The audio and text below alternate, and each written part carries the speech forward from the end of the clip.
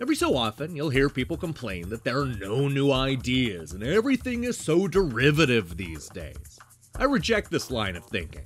Sure, a lot of AAA action games tend to look the same these days, but there are a lot of great developers coming up with clever and innovative twists on some of the most popular genres. One of these games is Lightfield, an ingenious take on the racing formula that somehow mixes flying, driving, and stunts into the year's most original extreme sports game. But is having a killer concept enough to compete these days? Let's find out.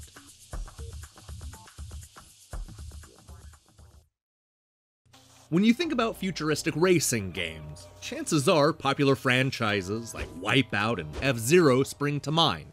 Lightfield is nothing like those games. This is a weird hybrid racer where you control a Star Fox-style ship that can either fly around the level or touch down and drive like a straightforward racing game. Flying is slow, but offers more freedom, while driving is fast, but limited. This is a game that's all about not only figuring out the fastest way to complete the race, but also when to switch between flying and driving. What makes this game so tricky is that you're not always limited to simply racing on the ground. As you fly through the stage from one checkpoint to the next, you'll be able to speed across any flat surface you can find. I'm talking about floors, walls, ceilings, and everything in between. The stages are set up to include all kinds of paths and shortcuts, sending our racers through a dizzying course where we're not always sure which way is up.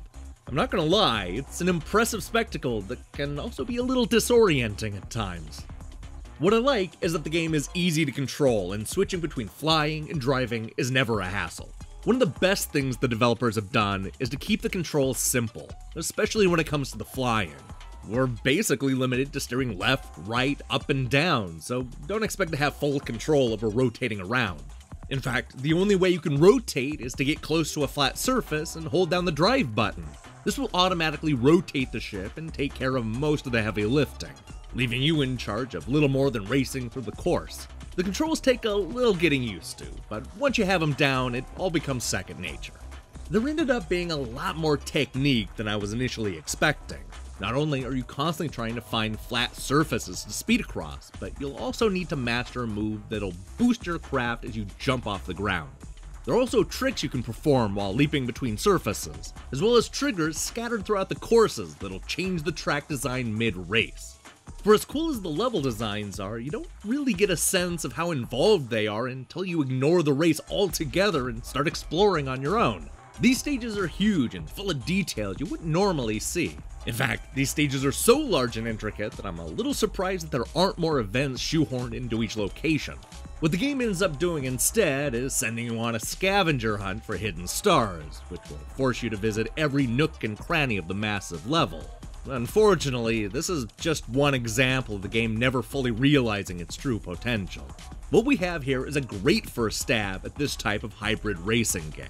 The developers get the look, world, and handling right, proving that they have a killer concept that is both innovative and addicting. The problem is that they never take the next step, so it always felt like there was something missing. This is a game screaming for a more robust trick system, or perhaps a mode where everybody has WipEout-style weapons.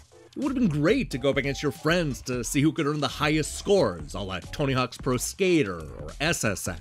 There's just so much they could have done with this concept, and yet it always felt like they went with the bare minimum and nothing more. And it's also worth mentioning that the frame rate isn't especially stable. I had a lot of issues where the game would freeze for a split second, and the post-race replays become a framey mess if you let them sit for more than a couple of minutes. This is especially frustrating because I love everything else about the presentation.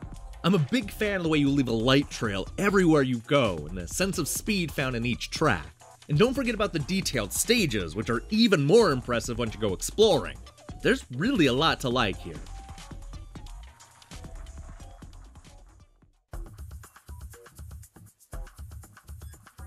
Lightfield is proof that fresh ideas still exist. This is a game that takes the racing genre and turns it on its head by adding flying, driving, and dizzying stunts.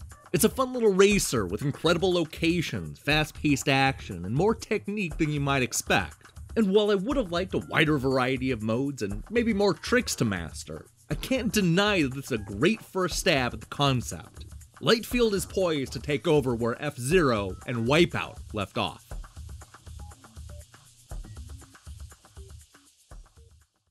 Hey, thanks for watching our review.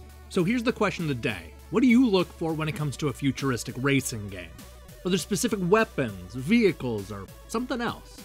Personally, I like it when they spend a lot of time world building. I mean, that's true when it comes to most games, but especially futuristic racers. In other news, I'm currently hard at work on a feature where I review a couple of bite-sized horror games you might have missed, as well as Fight of Gods, a game that's totally not controversial in any way. Is the hate justified? I don't know, maybe you can find out when you click that subscribe button. Until then.